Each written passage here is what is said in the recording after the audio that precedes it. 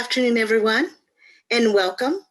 My name is Nichelle Travis, and I am the Vice President of Special Projects for the 2021 year Staff Assembly Board of Directors. Thank you so much for joining us this afternoon. We have an amazing lecture prepared for you today. Again, this is the Emerging Research Speaker Series, and our speaker this afternoon is Dr. Andrea Ghez. Again, thank you so much for joining us. Just a few housekeeping notes for you this afternoon. The session is being recorded, so in the case that you have to dash away, we will have it available at a later time for you to be able to enjoy at your leisure and to share with your teammates who can't join you today. Additionally, we will be having a short Q&A session following the lecture, so please don't ring off the moment that Dr. Ghez concludes her lecture, as we'll be taking a few questions. And with that, I'll turn our presentation over to Jessica Alexander, who is the President for Staff Assembly for the 2020-2021 season. Thank you very much again. Thank you so much, Nichelle, and thank you for all your hard work in getting this program together. Welcome, everyone. We're excited to have our 11th Emerging Research Speakers Series program for you all. It's a great program in partnership with Campus Human Resources, Staff Assembly, and the Academic Senate. Just a little bit more on Staff Assembly. We're a volunteer organization for staff by staff, and all staff are encouraged to be a part of our community. You can connect with us via email at UCLA, at staffassembly@ucla.edu, excuse me, or on social media. You can follow us at UCLA-SA. Definitely, if you have any questions or want to know more about Staff Assembly and how to get involved, we appreciate you all being here today.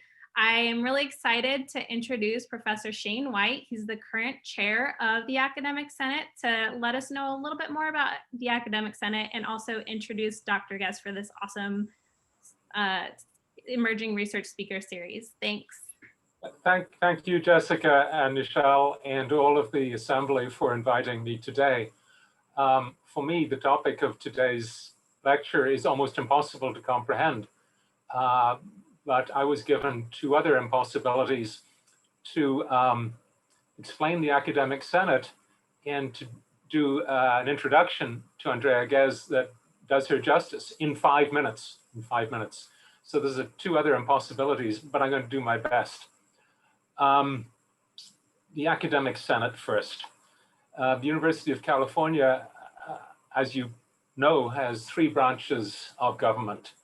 The Supreme, like the Supreme Court, the Supreme branch is the Board of Regents, public trustees. The other branch that we're very familiar with, because they do so much of the heavy lifting, is the executive or administrative branch, headed by the president, the chancellors, the deans, and the chairs. The third branch is the Academic Senate, and all of these branches get to kind of talk to each other at the top, at the level of the Board of Regents, but also at each intermediate layer of leadership.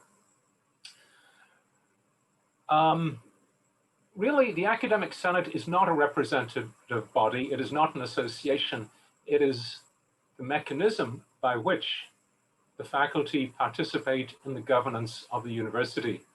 So when we do this, we look to the good of the whole university, not just UCLA, but the 10 campuses, the 5 academic medical centers, 3 national labs, A&R, and outreach, and the programs that we have all around the world.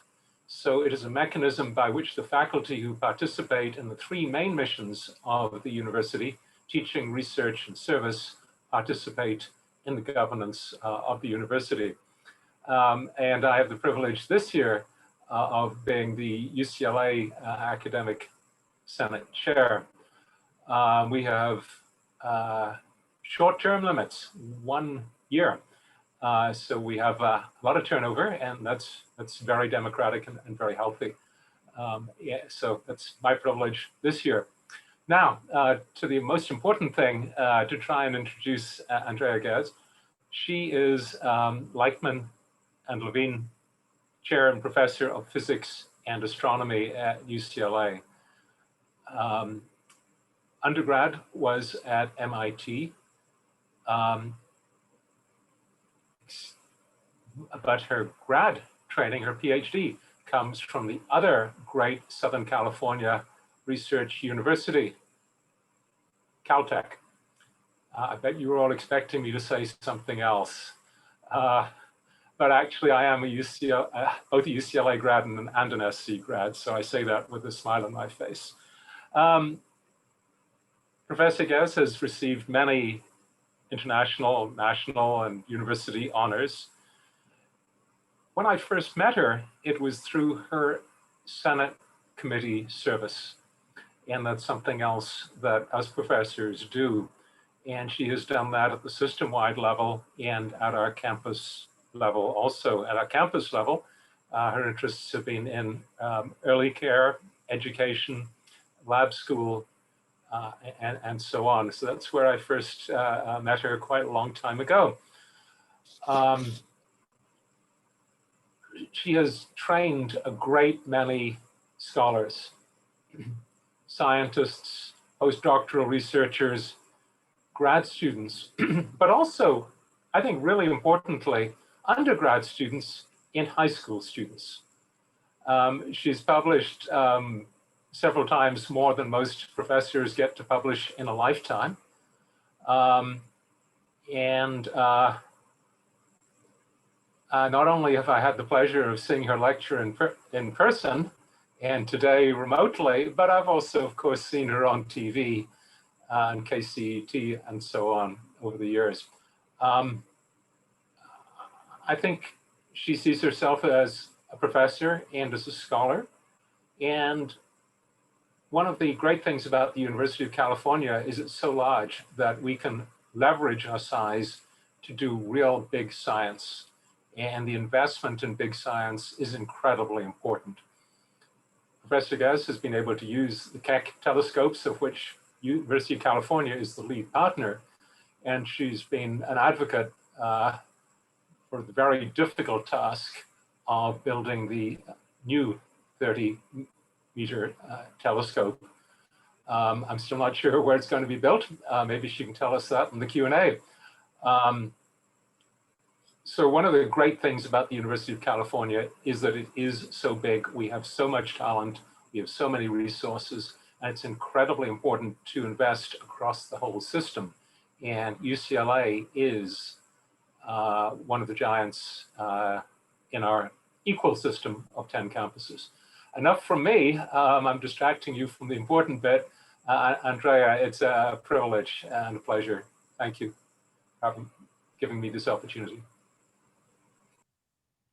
Thank you, Shane and Michelle. It's really a pleasure to be, and Jessica, it's really a pleasure to be able to share the work that I've done with a group of people at UCLA over the last 26 years. 26 years ago, I came to UCLA to get access to the Keck telescope. Let's see. That looks right. Okay. Which are shown here. These are two telescopes. They're the largest telescopes in the world. They're on top of Mauna Kea. They're co-owned by the University of California and Caltech. And they're just the premier telescopes in the world. And with this, we can answer questions that we couldn't otherwise answer about the universe, about the potential for life in the universe, the origin of the life, and the question that I'm particularly passionate about, which is black holes. Now, this is a huge investment on the part of the University of California and UCLA. These telescopes were $180 million at the time of their construction, and the operating cost is around $50,000 a night. So this is a major investment. I consider this my laboratory. So it's incredibly important to me as a researcher that, that this facility is operated like a lab at UCLA, that we think of this as a research laboratory. This kind of investment, which allows us to be at the forefront, has attracted 20% of the field of astronomy and astrophysics in academia to the University of California. We've had this kind of leadership for the past 100 years, and we play a very important role to the field as a whole worldwide. But I feel incredibly privileged to have had the last 2 decades to work with this just phenomenal facility. Now, the work that I would like to describe in detail is the way we use this telescope, which is to explore the center of our galaxy. And when I first showed up 26 years ago, what I wanted to know is there a supermassive black hole at the center of our galaxy? And really what I wanted to do was to show that these really exotic objects, so Shane, it's not just you that has a hard time understanding what these things are. Even the physicists are having a hard time, and I'll explain why. So I wanted to show that these exotic objects really existed. And to confront the physics that is having a hard time explaining them.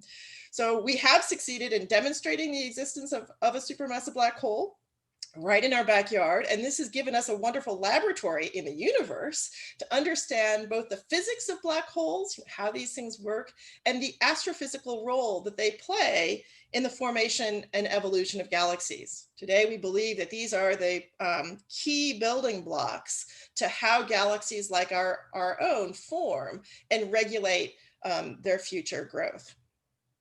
Okay. So we're going to talk about black holes. So let's start with a question, which is, how do you observe something you can't see? Because a black hole is an object whose pull of gravity is so intense that nothing can escape it, not even light. So we can't see it directly. And before we go any further, we also want to agree on sorry, I should have been one slide further. So these objects really represent the breakdown of our understanding of physics, which is how the field of general relativity, which is represented by Einstein, who's given us our best description of how gravity works to date. So he describes how massive objects like black holes, gravities work. However, it breaks down on the smallest scales. And that's the field of described by the field of quantum mechanics. And quantum mechanics is the description of things that are very small.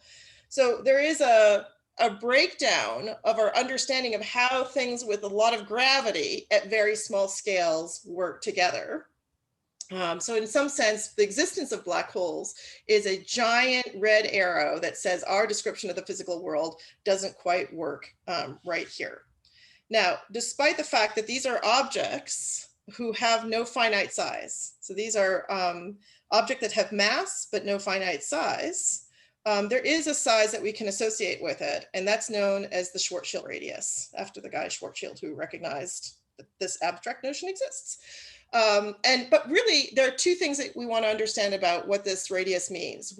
First, is it's the last point that light can escape from a black hole. So in other words, we can't see, if we're outside this radius, we can't see beyond it.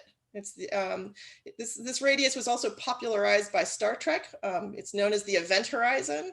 So it's a brick wall from an information content. But it's also the radius, and every object has such a radius associated with it, that if you were to confine the mass to its radius, gravity would overcome all other known forces, and the object would be forced to become the infinitesimally small object known as the black hole. In other words, the object is going to collapse into itself. It's going to become a black hole. There's nothing that can stop the inward force of gravity. So to prove that there's a black hole, you need to show that there's some mass confined within its Schwarzschild radius. And this radius just scales with the mass. So let's look at the size.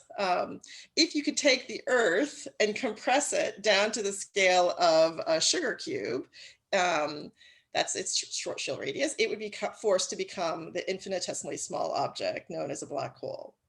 If you were to look at a more massive object like the sun, it is a larger Schwarzschild radius. In fact, that Schwarzschild radius for the sun is the size of UCLA's campus. So think about that, the sun becoming the size of our own campus.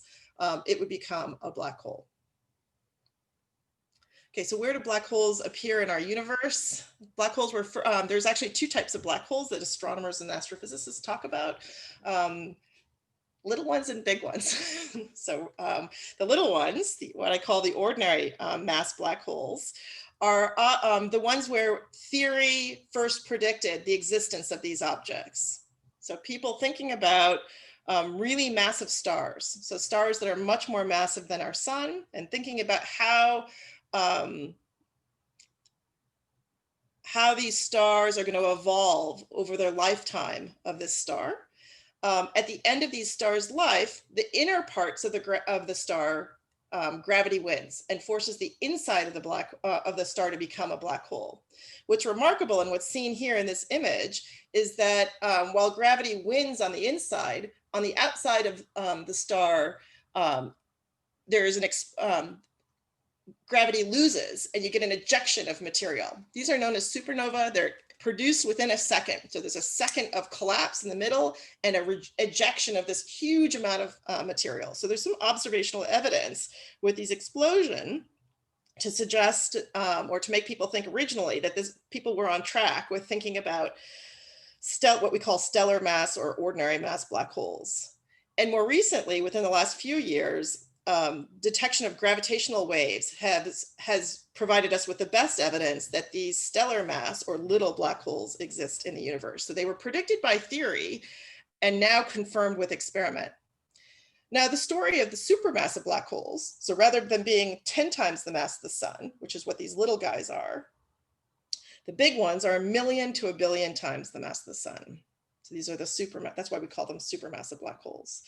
Here, the story is very different. They weren't predicted theoretically, but rather it was observations that made us think that perhaps we should come up with a theory for the creation of 1 million to 1 billion times the mass of the sun black holes.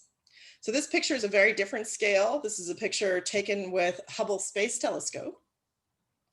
And every object in this image, except these 2 stars that have crosshairs on them, these are 2 stars in our own galaxy. All these other things are galaxies. So if you look at the top left of the screen, there's a galaxy. And this has roughly 100 billion stars. So the last image we were looking at, there was only a single star, and now we're looking at collections of light that have 100 billion stars. And there's nothing in this picture that makes us think that there's a supermassive black hole. But if we look at the inner parts of some of these galaxies, these are special galaxies. I like to call them the prima donnas of the galaxy worlds because they're kind of show-offs. If you look at radio wavelengths, the center of these galaxies, so here's the center of the galaxy, emanating out from the center are jets of emission. This is taken at a very different wavelength. So the last one was at optical wavelength, which is what our eyes detect. And this is at radio wavelengths, so where your cell phone communicates at. And in the radio, you see these jets just powering out from the center of these galaxies, and the enormous amount of energy needed, people said, well, perhaps what's happening is the black hole is providing the energy source for redirecting energy out. You could ask me why things get redirected later. But also, if you look at the center, there's some emission here. And this emission is unlike anything associated with stars or gas or anything else that was known. So people associated this with matter that was falling onto the black hole. You can think of this as the black hole having Thanksgiving feast. It's really dining on the matter that's nearby and hence lighting itself up because there's a tremendous amount of matter. So that led people to think, well, maybe all galaxies harbor supermassive black holes, but rather these are the rest of the galaxies, the rest of the 90% are just black holes that are on a diet. There's these galaxies don't have as much material at their center, so you don't feed the black hole and you don't power these powerful jets. This is a zoom in of the galaxy we're looking at on the top left before. And this is really what our galaxy would look like if we could get outside and look back. It's a spiral galaxy, and our sun is about halfway out in a spiral arm, much like is seen here. So you have to think about, when we look at the sky, we're looking from a perspective that's inside this object. And the work I'm going to tell you about is looking from the outside in towards the center. So this is a picture of our Milky Way taken from the side of Mauna Kea on the Big Island of Hawaii. Most nights in Los Angeles, you can't see the plane of the Milky Way. You have to go out to a dark site like Joshua Tree. Actually, during the summer is a great viewing of the plane of the Milky Way. So the Milky Way is the galaxy that we live in. And it's a name that derives from the concept that this band of light that is all the stars in our galaxy looks like a Milky Way, a path of milk. So this is the plane of the galaxy that you're seeing here, kind of running vertically. But you might also notice that there's a dark band also running through the middle of this. And this is because in our own galaxy, there's a lot of gas and dust. Now we work in Los Angeles. We should have a good sense of what a lot of dust or particles in the air does. So a smoggy day, it's very difficult to see very far. So these are particles in our own galaxy that are absorbing all the light. So only at optical wavelengths where your eye detects, only one out of every 10 million photons makes it to us that we can see. But if we go to longer wavelengths where your TV remote control works, much more light, and we think of light as particles that we call photons, many more photons make it from the center of the galaxy to us. 1 out of every 10 photons. So the center of the galaxy is accessible if we go into the infrared. Now, this is something that UCLA is very good at, infrared astronomy. So at the outset of when Keck was being developed, infrared technology, detector technology for the military was just booming in Los Angeles. So Los Angeles has this big aerospace industry, and this was the genius of UCLA to recognize that this was going to be a technology that was critical for the future of Keck Observatory. And we invested in what's called a cluster hire, an investment, a big investment, a concentrated investment in astronomy in the subfield of infrared astronomy. So we've built actually all the infrared instruments at Keck Observatory here at UCLA. And we've really and it's really allowed us to take a leadership role at this university. Okay, so the studies of the center of the galaxy is definitely a case where infrared really helps. If we want to prove that there's a black hole at the center of the galaxy, what you really want to do is you want to see the stars that are as close as possible. Each star is moving under the influence of whatever is inside its orbit. And how fast it goes around, or how long it takes to go around, and the size of the orbit gives you the mass that's inside its orbit. So to prove that there's a black hole, I need to show that there's some mass inside its Schwarzschild radius. So measuring the orbits of stars is key in doing this experiment. Pardon me.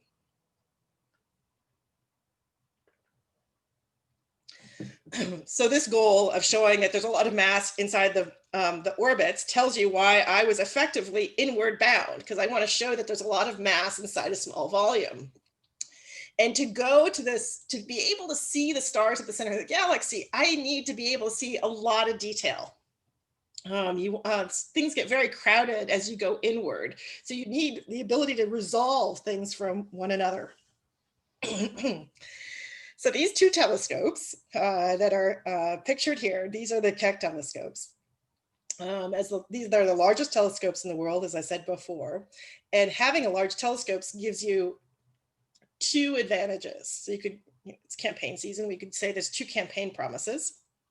One is the larger your telescope is, the more light you can collect. So you can see things that are very far away. It's very faint and very far away. So a lot of astronomers and astrophysicists are interested in that aspect. But I'm actually interested in another aspect, which is the larger your telescope, the finer the detail that you can see. Okay, so this second theoretical power of a telescope is actually much harder to achieve. But it's what I've spent the last 2 decades working to ensure these telescopes can achieve. If I were in person, I would ask you guys, where would we build them? But we've already told you enough. They're located on the big island of Mauna Kea. Mauna Kea is a fabulous place for astrophysicists to work. And I'd be happy to answer questions about why, what makes Hawaii so good for these observatories later. Now, the challenge for these telescopes, even though this is a great site, is the Earth's atmosphere. The Earth's atmosphere is great for us. It allows us to survive here on Earth, but it is a total headache for astrophysicists. What we're seeing here is an animation of the 5 brightest stars at the center of the galaxy. And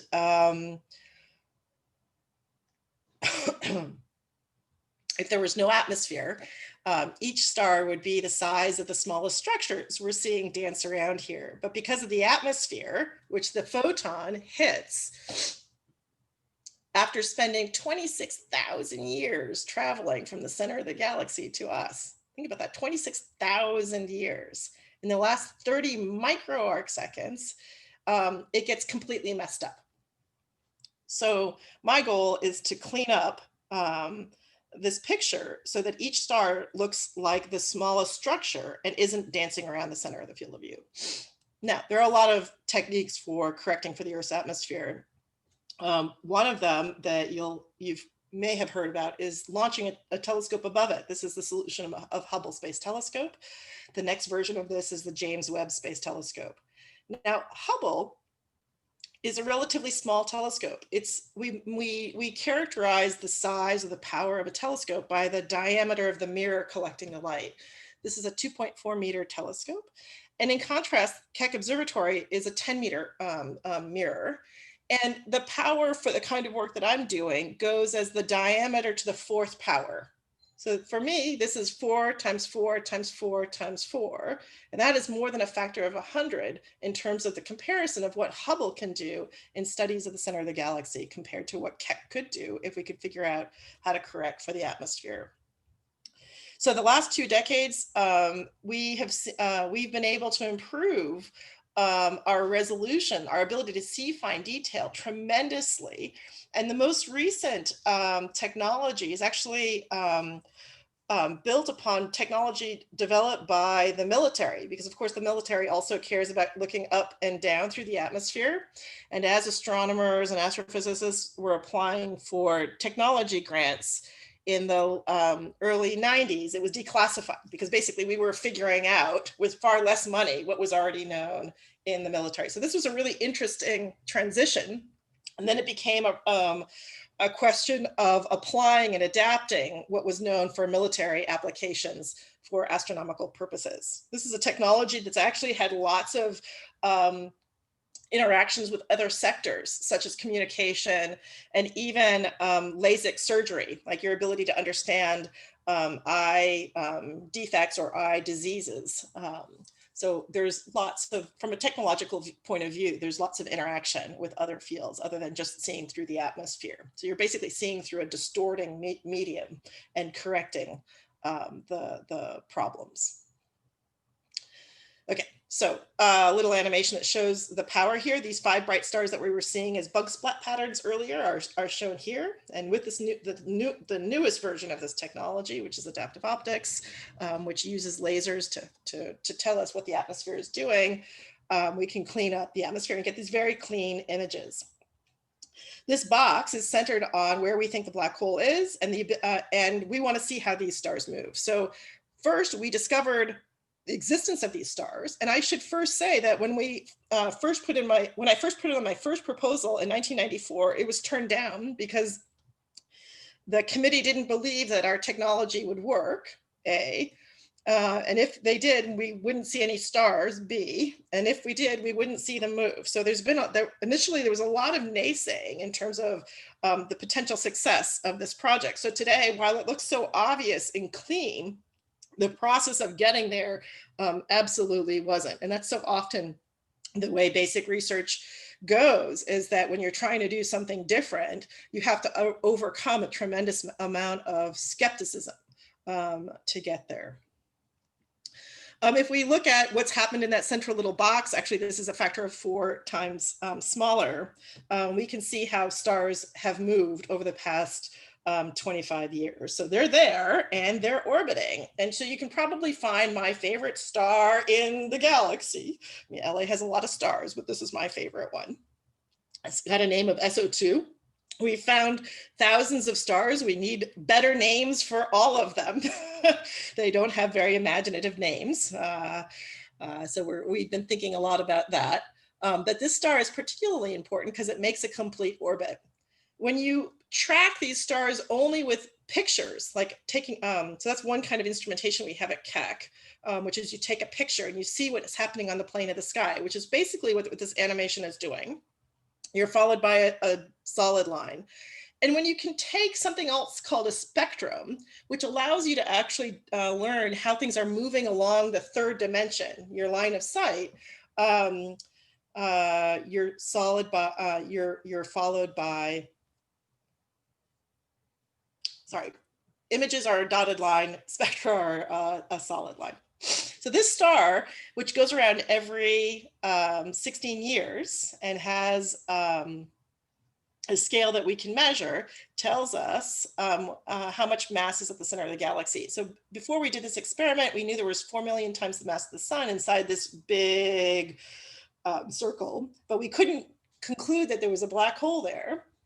These orbits allow us to confirm that that mass is actually contained to a volume that's 100 million times smaller. In other words, we've enhanced the case for the existence of supermassive black holes by a factor of 10 million by showing that there's 4 million times the mass of the sun inside a radius or a region that corresponds to the size of the solar system.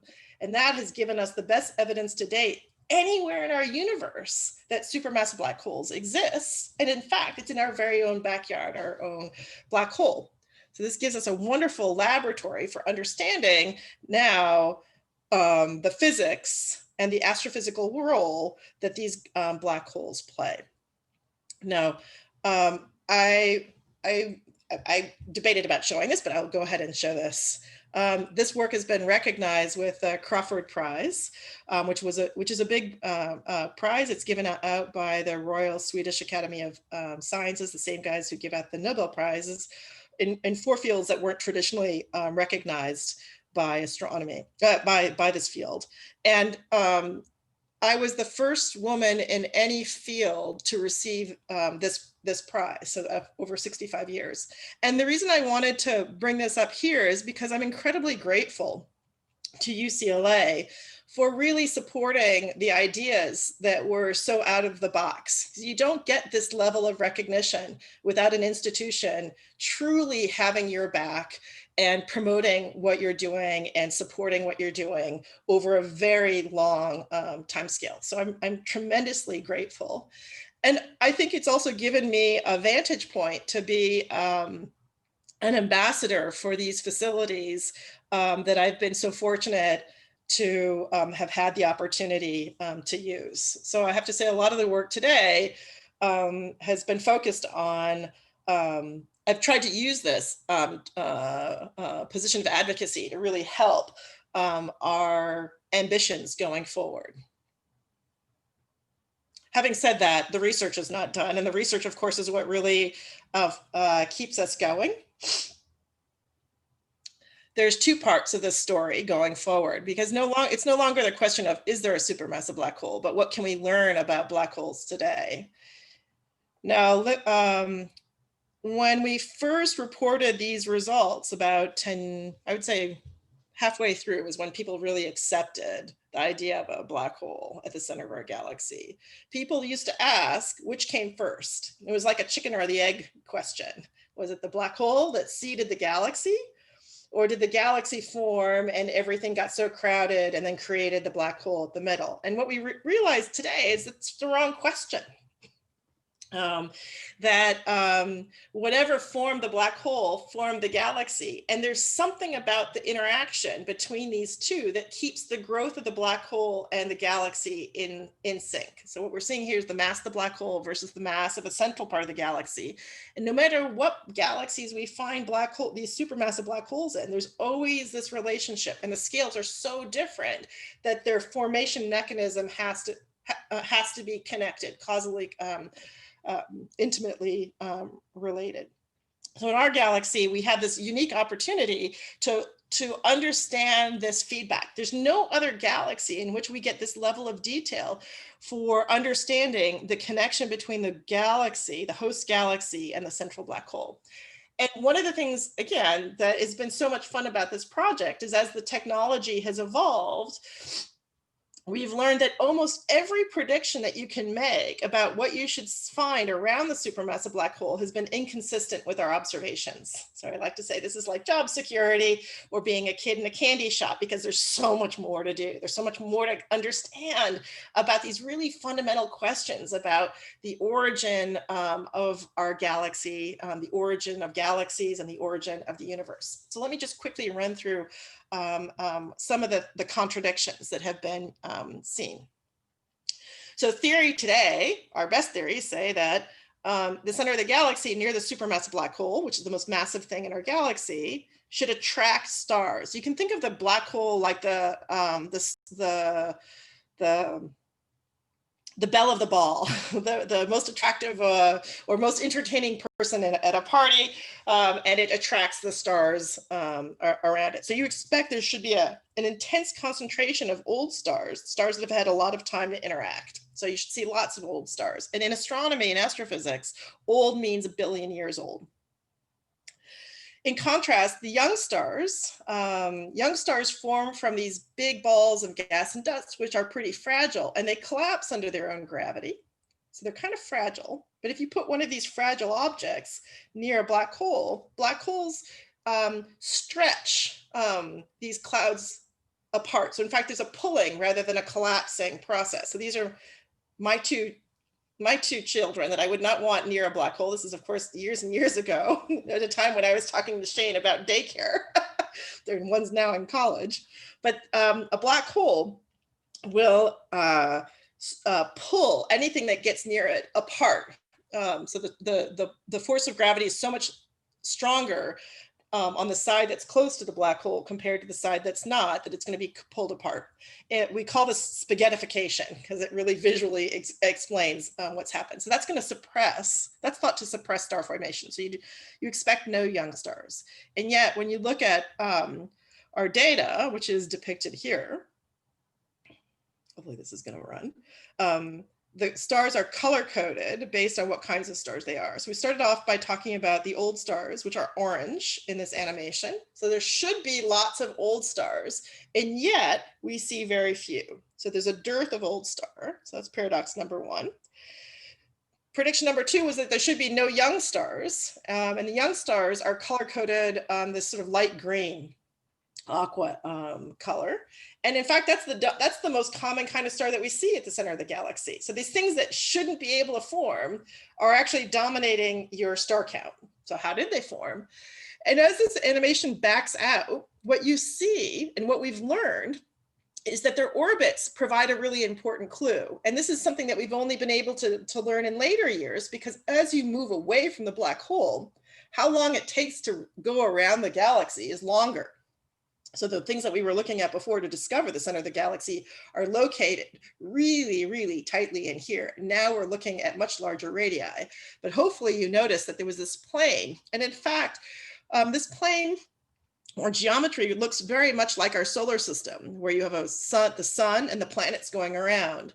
And the ratio of masses of planets to our sun is actually the same as the mass of these stars, these young stars, these babes that are only 1 million years old compared to the supermassive black hole. So in fact, we're borrowing or collaborating with people who think about the formation of our own solar system to understand how these young stars formed. And what we think today is that there was a disk of gas and dust there was a lot more gas at the beginning of our galaxy, or at least at the time that these stars were formed. And that provided probably not only the material to form these young stars, but made our galaxy probably much more active when it was young, or at least when it was 1,000,000 times younger.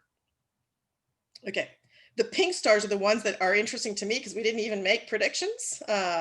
And these are objects that are actually being torn apart as they go by the black hole. We think, in fact, we see them being, this is an animation, but it's actually what we see in the data, that as they approach the black hole, they just get elongated. They actually do survive. And so they were the kind of objects that we had no prediction for. And what we think happened is that these are two stars that were forced to merge by the central black hole. And this is providing an important clue for what the gravitational wave folks are seeing and having a hard time explaining. So it's another way in which different areas can connect in unexpected ways.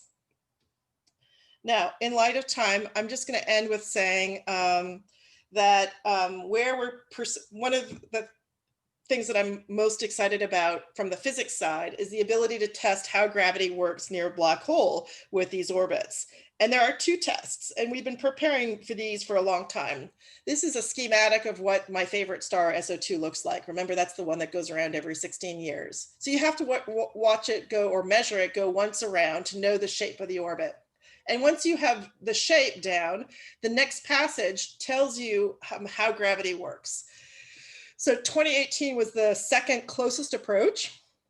And what that tells you, this is what's called the precession of the periapse. So you can see, hopefully you can see my cursor here. It gives us the opportunity to look at, what am I saying? The closest approach gives us an opportunity to look at how light travels. So this is the relativistic redshift. So what we want to know is, how is gravity affecting the characteristic of light as it climbs out of the gravitational potential? And I'm going to say something about that in a minute. And then the next aspect that we can test is, how does the orbit itself precess? And if Einstein's theories are right, it should precess in a way that it doesn't come back to the same point, but rather overshoots. It's like a kid's spirograph toy. So in 2018, the gravitational redshift was actually measured. This is another animation. Let me just draw your attention to the left side and the middle piece. Every 16 years, as the star goes through closest approach, you expect there to be an extra piece, and I'm not going to go into exactly what this is, but let's just say there's an extra piece that you can find once you know the shape of the orbit. And that's exactly what we see on the right. So this was actually the first probe ever of how gravity works near a supermassive black hole, and it absolutely confirms what Einstein's theories predict.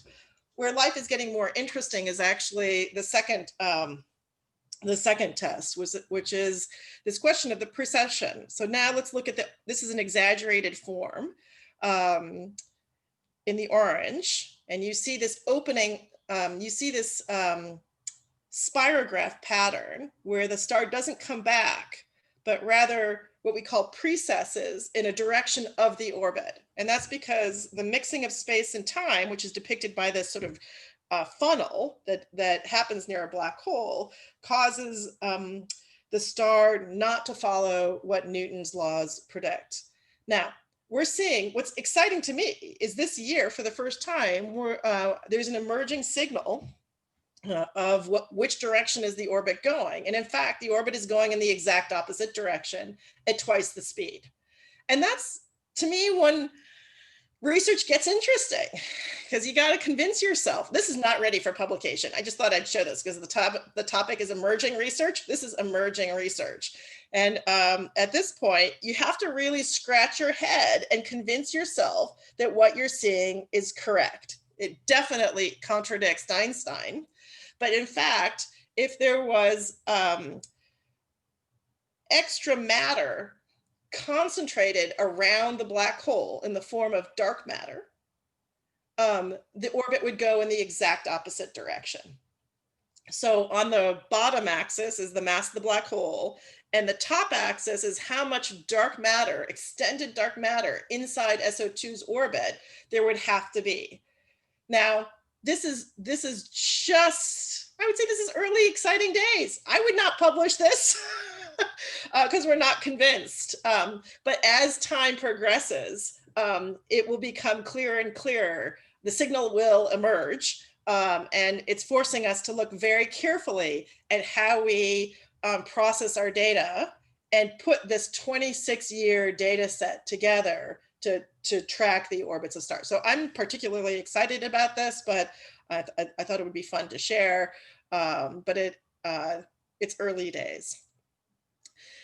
Today, we're still focusing also on the technology. So we're trying to learn how to correct for the atmosphere more effectively than what we're doing today. So rather than launching one laser from each telescope, we're launching many. So this is a project that's just been funded by the National Science Foundation and the Gordon and Betty Moore Foundation. And the Gordon and Betty Moore Foundation was interested in this because this technology is essential if you want to get to a larger telescope. And so this is a picture of the telescope that's under construction, or I should say it's in the early construction phase. It's called the 30-meter telescope. Shane mentioned this in the introduction. The name tells you how big it is. It's 30 meters. And as you heard earlier, the advantages can go as the diameter to the 4th power. So again, you get tremendous advantage over Keck if you can construct this telescope. This is a collaboration between the University of California, Caltech, and it's expanded to include Canada, Japan, China, and India. And the NSF is also considering joining this project. So it's an ambitious project. It's a $3 billion project. And UC is at the head, is clearly in a leadership position for this just unbelievable facility. It would radically change the way we see the universe. I'm particularly interested in how it would change our ability to see the center of the galaxy. Today, we just see the tip of the iceberg. So while I'm so thrilled that we can see the stars, we're only seeing the brightest stars. So in fact, it's quite possible that the things that we see and don't agree with our theory is only because we're seeing only the brightest one. I think maybe an analogy might be is trying to understand the stock market if you only looked at the largest transactions and you ignored all the smaller scale interactions. So we're excited about seeing stars, a typical star like our sun at the center of the galaxy. Today, that's just impossible. This is all done in collaboration with a host of people. We started with a collaboration of 3. Today, we've grown to a core collaboration of 30 people and a broader international collaboration of roughly 100 people. Our students, as Shane was referring to, do all sorts of things. So many of them become astronomer and astrophysicists, but we train them in areas that are relevant, well, obviously to the defense, and in big data analytics. That's another place that the students are often going today. So let me end by saying it's been an absolute pleasure to be able to share this work with this group. I'm so grateful for the opportunities I've had at UCLA to do the work and work with the students that we have here, and to have been able to, move and kick the can down the field, as they say, to actually change a bit how we understand this amazing universe in which we live. Thank you for your attention.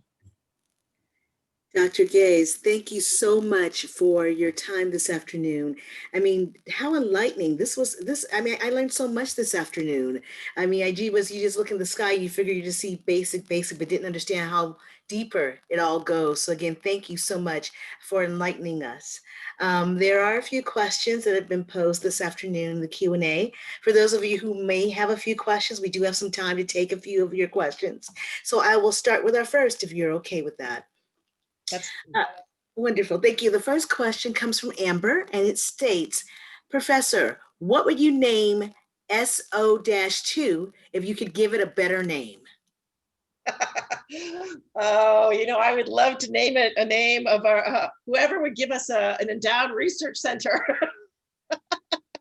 Somebody who helps us do the research. Shameless. Absolutely.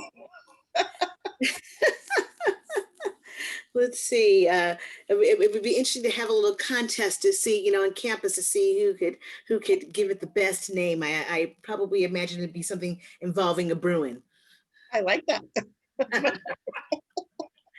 Absolutely. Let's see. Here is another question that was rather interesting, and it stated, "How can I get involved in astronomy work?" Oh my goodness. And who is I? There's all sorts of interesting ways. Well, the young lady's name is Lily, and her name is Lily Ball. So there's all sorts of ways to get involved in astronomy research. So without knowing more, we have a lot of opportunities for our students to get involved in research. We have undergrad, again, I'm sorry, I don't really know where this question is coming from. We also do public outreach events. So November 1st, this Sunday, November 1st, we'll be doing Explore Your Universe. This is an amazing public engagement opportunity. So there's an opportunity both to participate, and there's an opportunity as an attendee, but this is also an event that needs a lot of people to actually run it. So if you go to Explore Your Universe, you'll see a lot more about that. Typically it attracts 6,000 people or so to campus once a year on this first Sunday of November. This year we'll be doing it online. And what's so fabulous about this event is that it was started by grad students in astronomy and astrophysics and has grown to incorporate almost all of the sciences. They've done a tremendous job of engaging the campus. Thank you. And by the way, Lily piped in, she says that she is a staff member at UCLA. So hopefully Lily will be joining you and a few others on November 1st. S. Kumar, who's also another staff member with IT, says Star Ghez, spelled STAR, and your last name GHEZ. Sounds good. Sounds like it'll be a perfect name for the star. I like that. That's kind of neat. I do like that. I do have a few more questions for you, Professor, but may I ask if someone had some additional questions for you and didn't feel like they wanted to pose them now, how could they reach you with those questions? Oh, I have, my email, ghez@astro.ucla.edu is the best way to find me. Excellent. And what about opportunities? You mentioned the one project that's happening November 1st. Would you mind sharing the best way for folks if they were interested in that project, or if to find out what's happening in the astrophysics department regarding your research? How could they find out more information? I think was that Amber Bugs? Yes. Amber Bugs is a great person to contact about what's going on. And I'm going to drop the Explore Your Universe website. Can I drop it to everybody? Absolutely. Explore Your Universe, an amazing engagement piece. Excellent. Thank you so much for sharing that information. I do have another question, and this question comes from Joe. And Joe's question is, where is the new telescope located and when will it be finished? Good question. So this is a project that was planned for construction on Mauna Kea. So just down the slope from Keck. So there's about 13 telescopes up there total. And so it was going to join it. That's still the primary choice. And if things go according to plan, these telescope from the beginning of constructions to the end is about a decade. So it's a huge investment of time. I think about them at like the ancient pyramids in terms of trying to, actually this telescope will be the largest moving structure ever built on the planet, to give you a sense of scale. It's become more controversial about where it's going to go. Mauna Kea is is a site of religious importance to Native Hawaiians. So the astronomy community wants to be careful with doing this in collaboration and in a way that is respectful to these communities. Thank you for answering that question. I have two more, and actually I have one last question because we are just about out of time. Let's see. A quick question is, how many years is it for light to travel from the black hole to us? 26,000 light years. So we used to, United Airlines used to do this halfway to Hawaii game, you'd figure it out. Yes. So we used to ask ourselves, well, how about the halfway point for the photon as it goes from the center of the galaxy to us? What was happening here on Earth? And it turns out that the earliest cave paintings were being done here on Earth when the photon that we're detecting today reached its halfway point. Wow. I think those are fun things to think about in terms of the scale. And our galaxy is local in terms of what we're detecting. Astronomy is really a history lesson because there's this finite time it takes photons to travel across the universe. So the further these objects are, the further back in time you're looking. Wow, that's fascinating. Well, again, Dr. Ghez, thank you so much for joining us today. This was a great way to kick off our Emerging Research Speaker Series. We, again, thank you. Thanks to you and also to your lovely assistant, Wendy, who assisted in making sure that this happened with us today, as well as Alina with Staff Senate, and also Shane White. Thank you so much for the Faculty Senate as well. We appreciate you. Ghez, would you like to close us out this afternoon?